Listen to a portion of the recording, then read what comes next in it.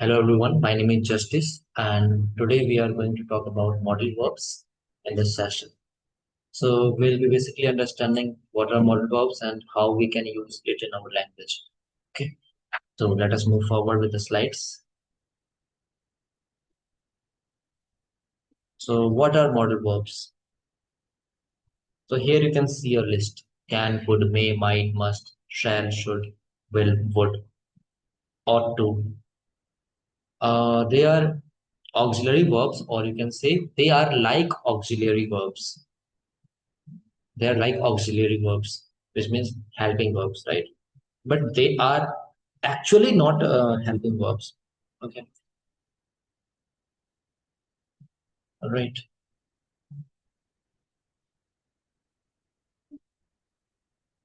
So they are auxiliary verbs. Better we would say they are like auxiliary verbs that provide additional and specific meaning to the main verb of the sentence. So, for example, I can do this. So, what is the main verb? Main verb is do, do. So, I can do this. मैं यह कर सकता हूँ. So that provide additional and specific meaning to the main verb. मैं ये कर सकता हूँ. Here I'm saying okay, it is showing my ability. यह कर सकता हूँ. तो additional चीज क्या होगी कि एक काम है, करा जाता है और वो मैं कर सकता हूँ. So in that sense, modal verbs are sometimes referred to as model auxiliary verbs. हाँ, ये करेक्ट नेम है ना. आप इसको मॉडल कभी कभी बोल सकते हैं मॉडल ऑक्सिलरी वर्ब्स या सिंपली मॉडल वर्ब्स भी बोला जाता है. ठीक है, मॉडल ऑक्सिलरी ऑक्सिलरी वर्ब्स और मॉडल्स भी बोला जाता है, मॉडल वर्ब्स भी बोला जाता है because they help other verbs. Okay, and other verb में हम बेसिकली बात करेंगे मेन वर्ब की. तो रिएक्ट करेगा ऑक्सिलरी वर्ब की तरह. बट अगर हम देखें तो ऑक्सिलरी वर्ब जो हमने पढ़े थे ना, हेल्पिंग वर्ब उसे बोलते हैं. Do, does, has, have, will, shall, will be, shall be, was, were, is, are, है ना. तो उससे उसकी तरह रिएक्ट तो करेगा लेकिन वो नहीं है. ठीक है, और समझेंगे कि क्या क्या यूज होने वाला है, जनरल वे में क्या यूज करेंगे, what we are going to use general way, form कौन सी आएगी और कब कौन सी फॉर्म लगाएंगे. ऑलराइट, तो here you can see the simple concept कि कैसे ये यूज होगा. How do we use modals. पहले सब्जेक्ट होता है, बाद बीच में मॉडल आएगा और उसके बाद कोई मेन वर्ब आपका होगा, एक्शन है वो आ जाएगा. सिंपल एग्जाम्पल के लिए, Mary could play the piano. Okay, अच्छा एक बात आप बताना चाहूंगा. whenever you are using model verbs as it is in original form, generally हम उसके साथ फर्स्ट फॉर्म ही लगाते हैं जनरली. ओके, तो इस चीज को आप रख सकते हैं. हाँ, एडिशनली अगर कुछ ऐड हो गया हो तो वो अलग बात है, जैसे मैंने आपको लास्ट टाइम बताया था जब आपको इफ कंडीशनल क्लॉजेस पढ़ा रहे थे. Then I told you like would के बाद हैव लगा दिया, कुड के बाद हैव लगा दिया तो पास्ट हो गया उसका, कुड का ही वुड का पास्ट हो गया, तो वहां पर हैव के बाद थर्ड फॉर्म आता है. तो जनरल वे में आप रूट वर्ब के साथ जा सकते हैं, यानी इन्फिनेटिव के साथ जा सकते हैं. इन्फिनेटिव बताया था आपको, बिना टू के इन्फिनेटिव के साथ जा सकते हैं. पढ़ेंगे आगे और डिटेल में. तो सब्जेक्ट एंड मॉडल वर्ब आएगा, उसके बाद जो आपका एक्शन है यानी जो मेन वर्ब है वो आ जाएगा. एक यहाँ पे पॉइंट लिखा है, they do not accept conjugation, they do not need other auxiliary verbs. ये बहुत ही इंपॉर्टेंट चीज है कि इसमें किसी दूसरा हेल्पिंग वर्ब आप ऐड नहीं करेंगे. जैसे आप चाहें कि कुड, इज ऐसा कुछ कर दें तो that is not possible. Right, wait.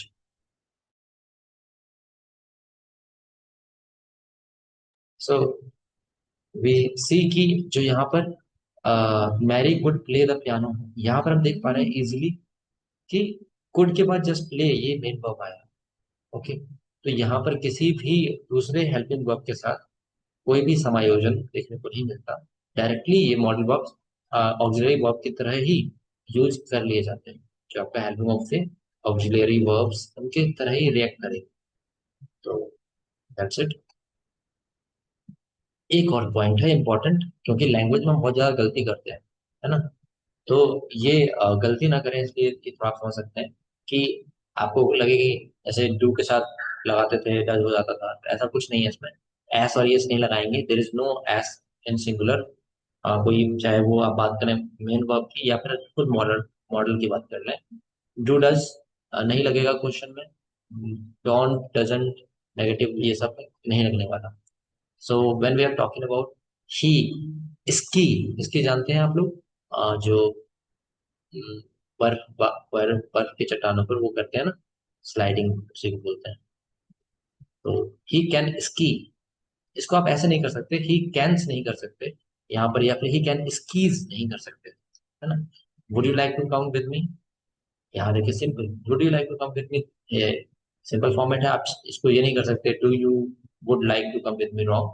They can't be serious, यहाँ पे आप डोंट कैन बी नहीं कर सकते। जैसे हमने कहा था ना कि ये जो चीज है समायोजन नहीं होगा किसी के साथ, ये अपना पॉइंट ये है कि कॉन्जुगेशन नहीं होता है, समायोजन नहीं होता है, किसी से जुड़ेगा नहीं, सिंपली अपना उसी वे में आएगा जैसे आपके ऑक्सिलरी वर्ब्स आते थे। ओके, तो कोई आपका दूसरा जो ऑक्सिलरी वर्ब है या फिर हेल्पिंग वर्ब है उससे वो जुड़ेगा नहीं। ओके। हाँ, एक केस बताया था वो हैप वाला, तो उसको हम समझेंगे बाद में कि वो क्या है। राइट, तो ये इस तरह से हो जाता है। एंड देन फॉर्म यहाँ पे और देखेंगे, तो modal verbs do not have infinitives और आईएनजी फॉर्म्स। इन्फिनेटिव से मतलब क्या है? इन्फिनेटिव का हम टू हटा देते हैं, जैसे मैं आपको समझाने के लिए बोल रहा था। आपको बताया था बीच में जब सेशन शुरू हुए थे, तो बताया था कि जो वर्ब होते हैं वो जनरली कैसे लिखे जाते हैं, वो एक्चुअली में लिखे जाते हैं टू के साथ। अब यहाँ पे बात हो रही है मॉडल वर्ब्स की, तो मॉडल वर्ब्स में हम टू कैन तो नहीं बोल सकते क्योंकि ये खुद अपने आप में ऑक्सिलरी वर्ब है। और हाँ, मेन वर्ब आएगा तो वो इन्फिनेटिव आएगा बिना टू के, जैसे कि ये देखिए सेकंड पॉइंट है, modal verbs are followed by an infinitive without to. ठीक है, तो इन्फिनेटिव आएगा बट वो टू के साथ नहीं आएगा। आपको बताया था मैंने कि कोई भी वर्ब बोलते हैं उसका ओरिजिनल वे क्या होता है बोलने का, आप ऐसे नहीं बोल सकते कि the examples of verb are go, run, play, that is incorrect way. या तो आप गोइंग बोले, प्लेइंग बोले, डांसिंग बोले, ऐसे आईएनजी राग बोले, या फिर आप to go, to play, to dance, to run ऐसे बोले। तो ये टू जो लगता है इसको हम इन्फिनेटिव बोल देते हैं, राइट। तो यहाँ पर modal verb do not have infinitives और आईएनजी फॉर्म। तो यहाँ पर मॉडल को ही अगर बात करें तो कैन का कैनिंग नहीं हो सकता, कैन से नहीं हो सकता, मस्ट का मस्ट से नहीं हो सकता, या मस्टिंग नहीं हो सकता। ठीक है, और ये इन्फिनेटिव के साथ आएगा लेकिन टू हट जाएगा, ये बात याद रखेंगे, है ना। टू, आईएनजी फॉर्म नहीं आएगा, ये बात याद रखेंगे। तो जैसे एग्जांपल के लिए सी मस्ट स्टडी, उसे पढ़ना चाहिए। We should have gone the other way, हमें दूसरे।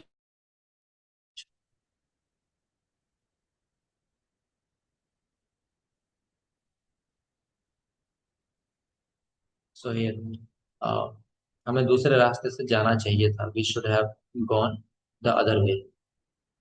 These are the examples. One more example is here. That is, he could play football in his youth. ना? तो यहाँ पर पास्ट में एबिलिटी की बात हो रही है, जनरल एबिलिटी की। कि जाहिर सी बात है, कोई अगर आपका युवा होगा तो ऑफकोर्स वहां पर वो खेल सकते होंगे। ये कुड वाले में आ गया, पास्ट में चला गया।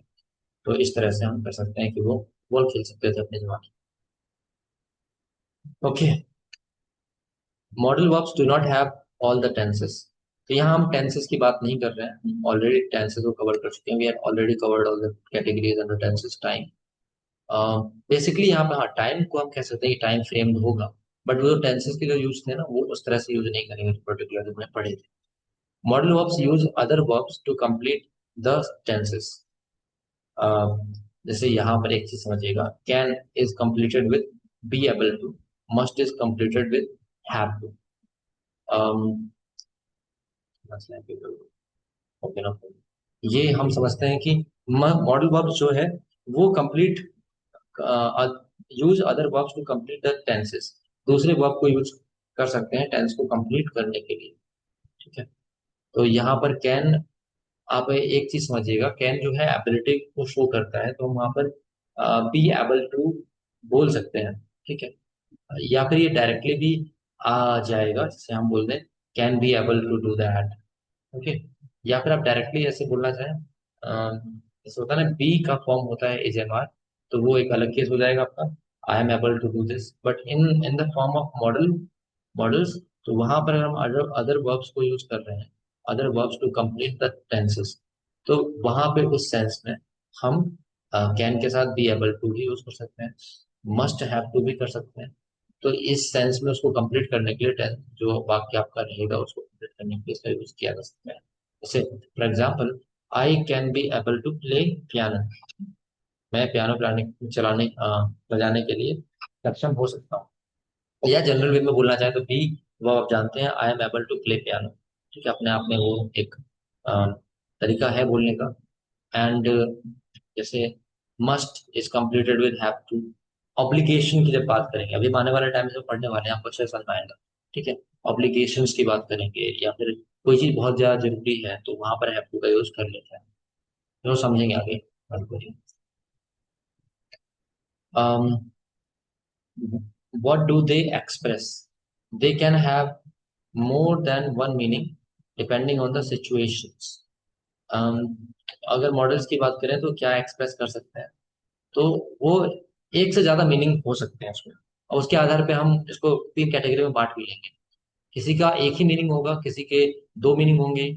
ठीक है, ज्यादा भी मीनिंग हो सकते हैं। ठीक है, तो वहां पर हम उसको कर लेंगे, बताऊंगा कि कैसे यहाँ पे यूजेस होने वाले हैं। ओके, तो यहाँ पर बेसिकली तीन कैटेगरी में बांटा है हमने।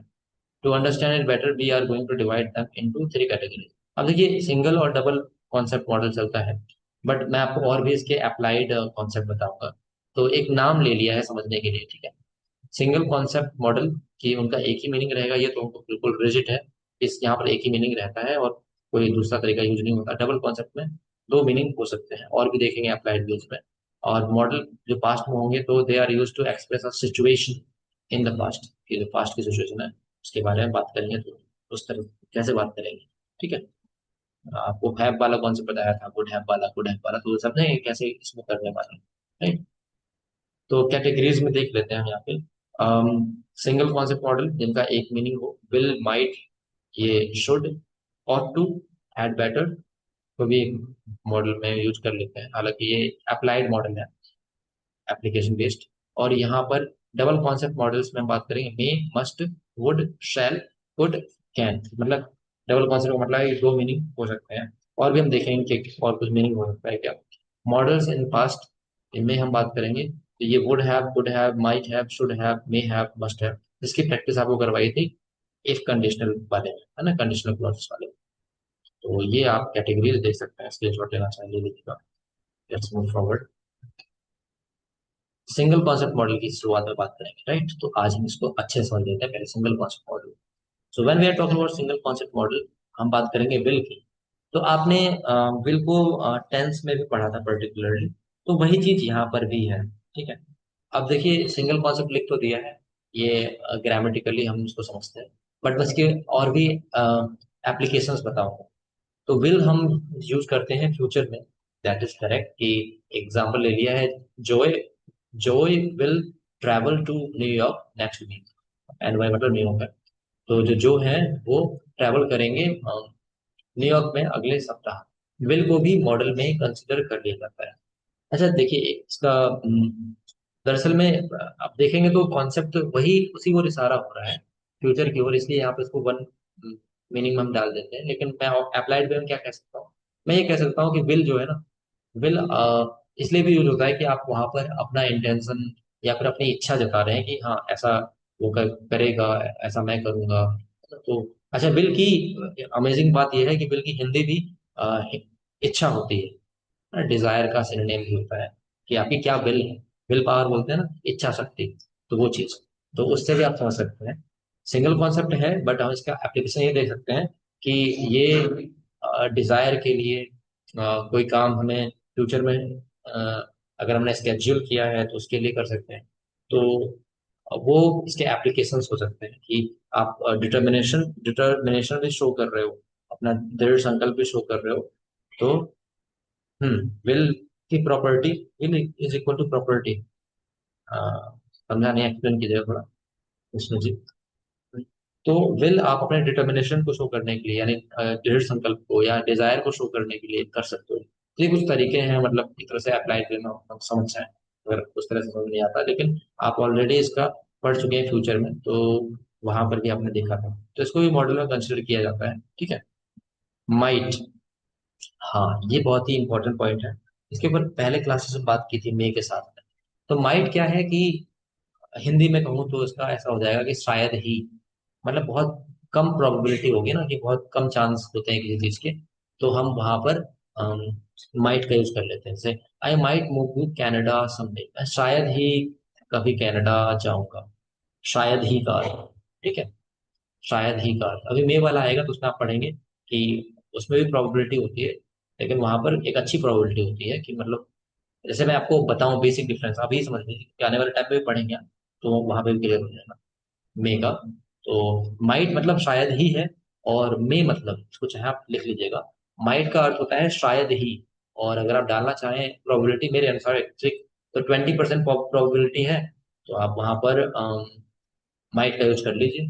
10-20% ऐसा कुछ समझने के लिए, बहुत कम प्रोबेबिलिटी है। तो जब बहुत ही कम प्रोबेबिलिटी होती है तो हम वहां पर माइट का यूज कर लेते हैं।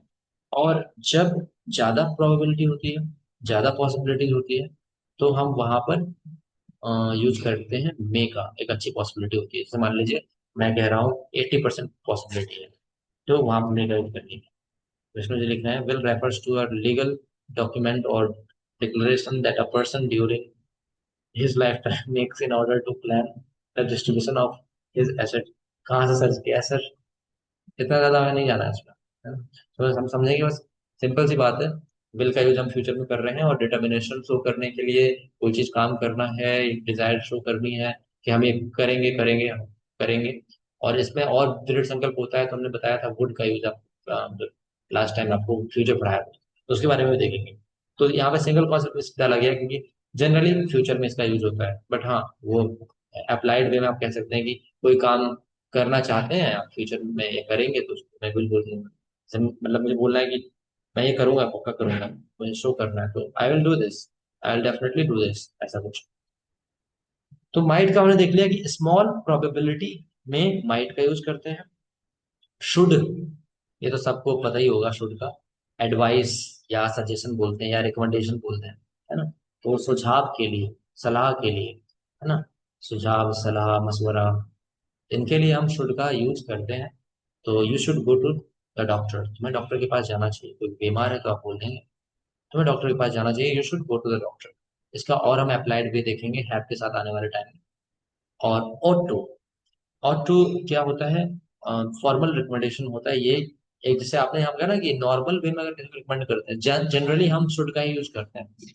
ought to बहुत कम लोग यूज करते हैं, बट आप यूज कर सकते हैं अगर आप फॉर्मल वे में किसी को एडवाइस वगैरह या रिकमेंडेशन देना चाहते हैं, तो we ought to know about first ads.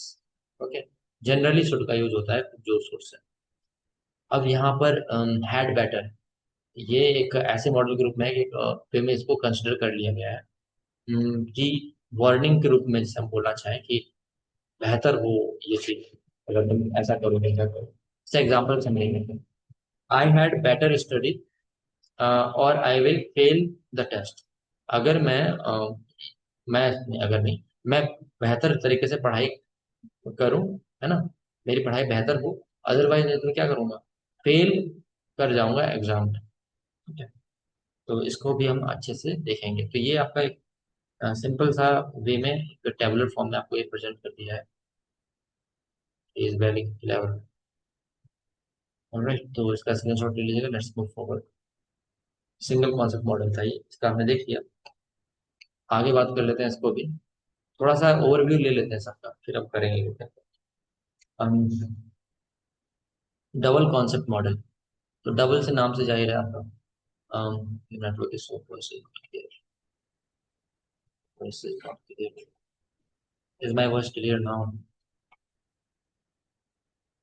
कैसे network issue?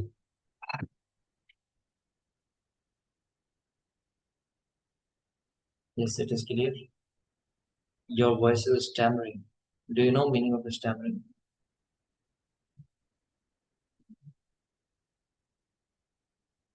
Let me know everyone. Voice is clear or I shall connect with another Wi-Fi.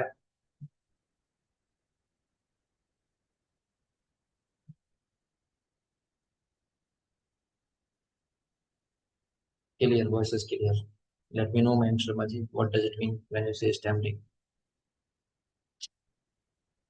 Clear now, it breaks, it breaks.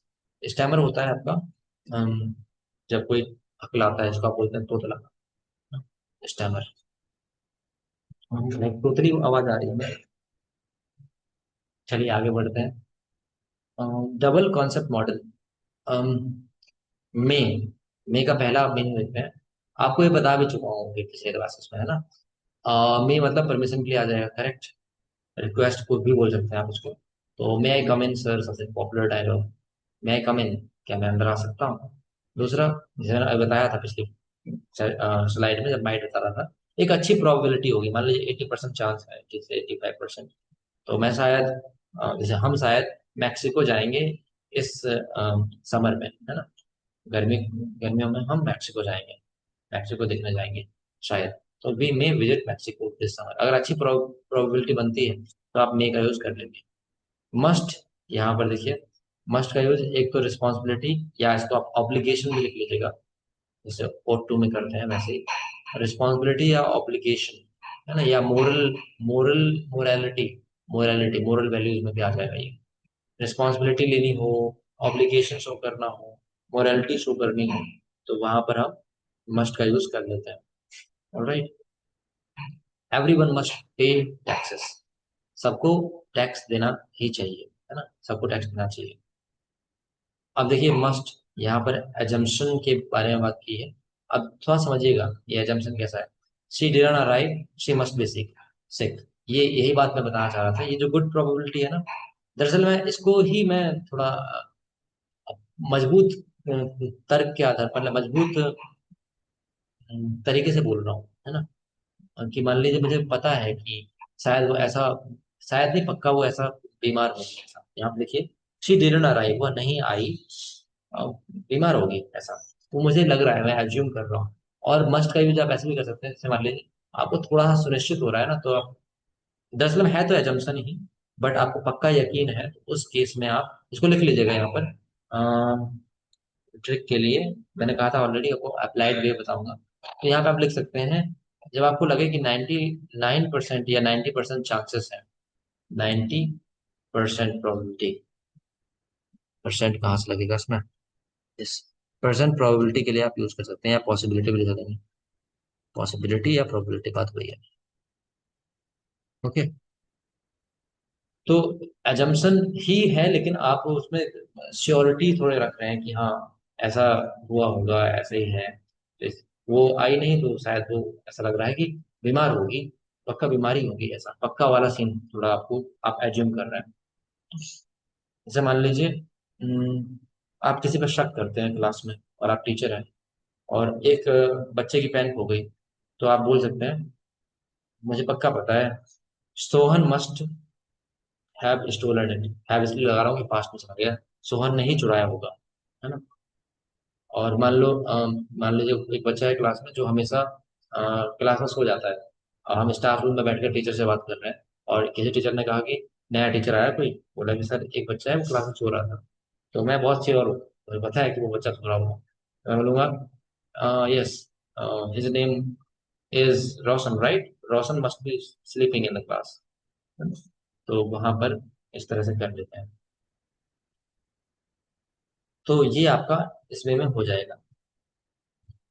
अच्छा, यहाँ पे देखिए जो बात कर रहे थे ना, कि जो हेल्पिंग वर्ब है उसको कंप्लीट करने के लिए बी एबल टू बताया था, यहाँ देखिए बी का यूज किया हमने। और दरअसल बी जो है ये रूट वर्ब है, एक्चुअली में एमआर का यूज नहीं कर सकते हैं, तो बी के बाद सिखाया है। वुड की बात करेंगे हम, तो वुड में हम, ये दरअसल में विल पढ़ाया था, विल का ही पास्ट फॉर्म होता है, ठीक है। तो ये पास्ट में यूज टू, यहाँ पे हमने लिखा है कि अ, जैसे एग्जांपल ले लेते हैं, when I was young I would play soccer. तो मैं सॉकर खेला करता था, है ना। एक आपको बताया था मैंने यूज टू, अगर आपको याद हो, आप में से अ, अगर आप लोगों ने रेगुलर सेशन लिए हैं तो, जब मैं यंग था तो उस समय क्या था, सॉकर खेलता था, खेला करता था, खेला खेलता था, था ती थी थे थे, यूज टू वाला बताया था कॉन्सेप्ट, है ना। यूज टू भी अपने आप में कभी कभी मॉडल में आपको पढ़ा दिया जाता है, तो यूज टू का भी कॉन्सेप्ट है मॉडल का, ठीक है, डोंट वरी विद दैट। तो यहाँ पर वुड का यूज हो जाता है, ये दरअसल में विल के पास्ट फॉर्म में यहाँ पे आया है। जब मैं यंग था तब मैं सॉकर खेलता था। ये डायरेक्ट इनडायरेक्ट स्पीच में भी हो जाता है, बिल का होता है। सेकेंड वे में हम बात करें तो यहाँ पे बात कर रहे हैं वुड प्रेजेंट अनरियल। ये आपको एक तो मैंने पढ़ाया था उसमें, इफ कंडीशनल में वुड आपने यूज किया था, राइट। तो वहां पर हमने क्या देखा था कि जब हम सिंपल प्रेजेंट में बात कर रहे थे और एक जीरो कंडीशनल फर्स्ट में बात कर रहे थे, तब वहां पर रियल कंडीशन थी। लेकिन वुड वाला कहाँ पे हुआ था, सिंपल पास्ट में जा रहा था और उधर किस में जा रहा था, उधर जा रहा था हमारा वुड वाले में। तो यहाँ पर प्रेजेंट अनरियल बोला गया है, किस क्यों बोला गया है देखेंगे समझेंगे। I would by the car but I can't afford it. सुनिएगा, इसको हिंदी समझेंगे तो आपको आ जाएगा। मैं कार खरीद तो लेता, या मैं कार खरीद लेता, लेकिन मैं इसको अफोर्ड नहीं कर सकता, मतलब मेरे पास पैसे नहीं है। मैं कार खरीद लेता।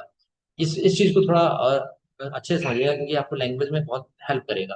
कोई चीज बोलना हो ना कि मैं ये कर लेता, मैं वो कर लेता, तो उसके इसमें भी आप वुड का यूज कर लेते हैं। ठीक है। और इसको आप और पास्ट में ले जाना चाहें तो अभी हम आगे करने वाले हैं।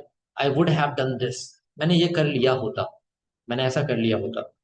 मैंने कार खरीद लिया होता, I would have bought the car, वो भी हो जाएगा आपका, है ना। तो या आप सिंपली अगर प्रेजेंट में बोलना चाहते हैं, पास्ट और पास्ट में अगर करेंगे तो I would have bought the car but I couldn't afford it, तो वहाँ कुडन आ जाएगा। लेकिन ये प्रेजेंट की ओर इशारा है कि मैं खरीद लेता लेकिन मैं अफोर्ड नहीं कर सकता हूँ, तो वहां पर प्रेजेंट अनरियल है। पास्ट अनरियल होगा तो ये वुड हैव और बॉट लग जाएगा, ऐसा कुछ नहीं। ठीक है, ये पढ़ेंगे हम आगे। तो अभी अभी आप समझ लीजिए और अच्छे से आपको बाद में समझ में आएगा। तो दिस इज इट, आप यहाँ पे आप इसका स्क्रीनशॉट लीजिएगा, आगे बढ़ते हैं। तो single concept model and double concept model हमने कवर किया है। तो एक बार हमने ओवरव्यू ले लिया इनका, आप स्क्रीनशॉट ले लीजिए। अभी हम यहाँ पे और लेंगे, एक मिनट।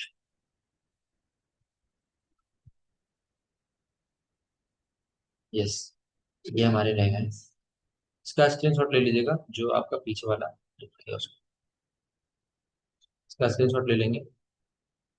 और यहाँ पर शैल, कुड, कैन, कैन और कुड के बारे में पहले ही बात हो गई, शैल की भी बात हो चुकी थी। तो अभी हम समझेंगे और अच्छे से अप्लाइड वे में भी समझेंगे और इसको अच्छे से देख भी लेंगे।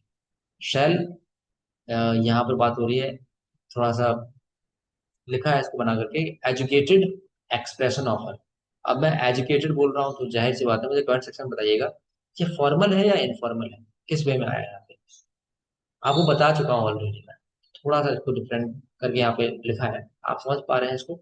ए- यहाँ पे एडुकेटेड एक्सप्रेशन ऑफर, तो ये क्या है, ये आपका फॉर्मल है इनफॉर्मल है।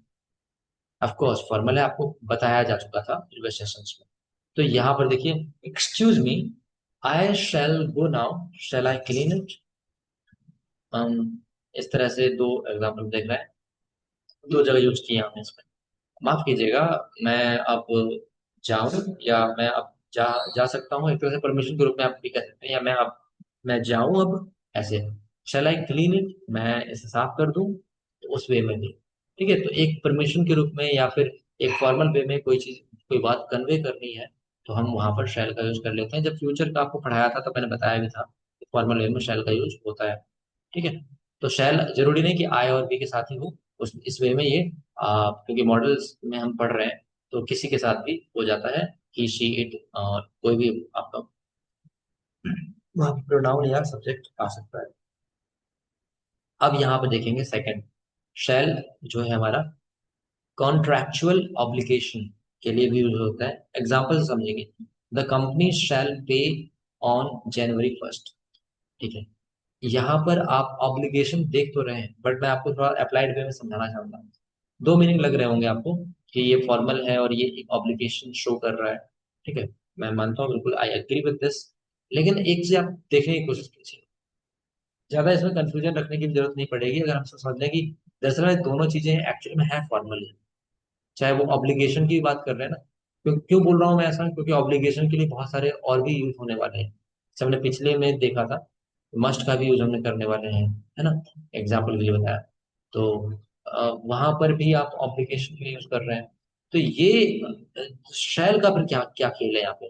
तो आप इसको आप कह सकते हैं कि ज्यादा फॉर्मल वे में हम कुछ बात कहेंगे तो शैल का यूज कर लेंगे। जैसे आपने उसमें देखा था शुड का रिप्लेसमेंट ऑट टू देखा था, है ना, ऑट टू। तो वैसे ही मैं कहूँ कि कोई ऑब्लिगेशन है तो उसका रिप्लेसमेंट कुछ हो सकता है फॉर्मल वे में, और ज्यादा फॉर्मल वे में, तो शैल आप लगा सकते हैं। ओके, तो in that way you can do this. What are you doing, Mayank Sharma? Please focus on the class. Don't design in the comment. Okay, बात कर लेते हैं यहाँ पे अब कुड की। तो कुड में पहला हमने देखा अनरियल एबिलिटी, ऐसा समझेंगे इसको पहले, और आपको बताऊंगा अप्लाइड वे में क्या है ये। I could go if I had time, मैं जा सकता था अगर मेरे पास समय होता। दूसरा है past ability, she could play the piano not any more. तो यहाँ बोला गया है वो पियानो बजा सकती थी, नॉट एनी मोर मतलब अब नहीं, अब नहीं बजा सकती, पहले बजा सकती थी, बजा सकती थी पर अब नहीं, ऐसा शो कर रहे हैं। अब यहाँ पे देखिएगा ये भी थोड़ा सा अनरियल एबिलिटी होता है कि मैं, मेरे पास समय होता तो मैं कर सकता था। पर मैं आपको बताऊंगा कि कुड एक्चुअली मैं आप पास्ट वे में ले सकते हैं, क्योंकि थोड़ा सा आप देखिएगा एबिलिटी है और ये कर सकता था का ही अर्थ है। आई कुड गो या आई कुड डू, मैं जा सकता था अगर मेरे पास समय होता, है ना, मेरे पास समय होता तो मैं जा सकता था। तो थोड़ा सा पास्ट की ओर इशारा नहीं हो रहा है, तो वो उसी वे में इशारा होगा हमेशा। तो कुड का पास्ट के रूप में इशारा होगा, तो इसलिए वहां पर वो कर लिया था। और एक अप्लाइड बता चुका हूँ आपको ऑलरेडी, यहाँ पे लिख लें। तो ये मैं आपको ऑलरेडी बता भी चुका हूँ। अ, आप मुझे बता सकते हैं कि कुड का और यूज कहाँ पे होता है। एक फॉर्मल रिक्वेस्ट या परमिशन के लिए भी कर लेते हैं। रिक्वेस्ट कह दीजिए या परमिशन कह दीजिए, बात एक ही है। ऑलराइट, फॉर्मल परमिशन के लिए भी आपका ये यूज हो जाएगा। ऑलराइट, फॉर्मल परमिशन दीजिएगा, फॉर्मल परमिशन। तो यहाँ पर इस तरह से भी यूज कर लेते हैं। और अनरियल एबिलिटी या पास्ट एबिलिटी वो दोनों एक ही है एक्चुअली में, अगर आप कुछ समझेंगे तो।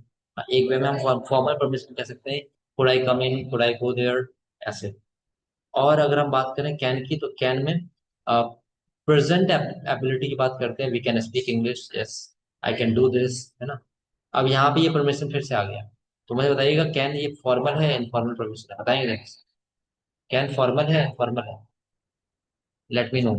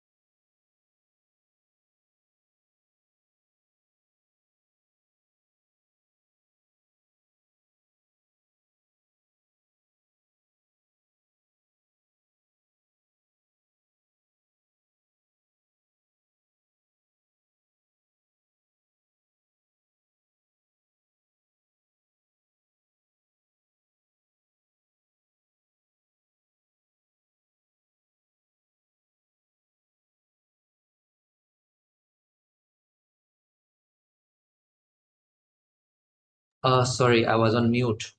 यार, सारी बातें बता दी। तो यहाँ पर हमने बात की कि फॉर्मल में हम यूज करते हैं शैल का, कुड का, या फिर मे का फॉर्मल रिक्वेस्ट के लिए, और इनफॉर्मल में हम कैन का यूज करते हैं। ये बात याद रखेंगे, पिछले सेशंस में भी आपको बता चुका हूँ। ठीक है, तो आगे अब बढ़ लेते हैं। यहाँ पे हमारा ये हो गया, डबल कॉन्सेप्ट मॉडल भी कर लिया हमने यहाँ पे। ठीक, अब आप लोग दूसरी लिंक से ज्वाइन कीजिएगा, थोड़ा सा हम इसमें समझेंगे और बेहतर वे में, क्योंकि ये लिंक एक्सपायर होने वाली है। इसका स्क्रीनशॉट ले लीजिए तब तक। सारा पूरा यहाँ पे एक चार्ट टाइप का बना दिया है। कैन, पॉसिबिलिटी या प्रोबेबिलिटी बोल रहे हैं, एबिलिटी, परमिशन, ऑब्लिगेशन, ऑफर्स। ठीक है, तो आइए दूसरे लिंक से ज्वाइन करते हैं and let us talk over it.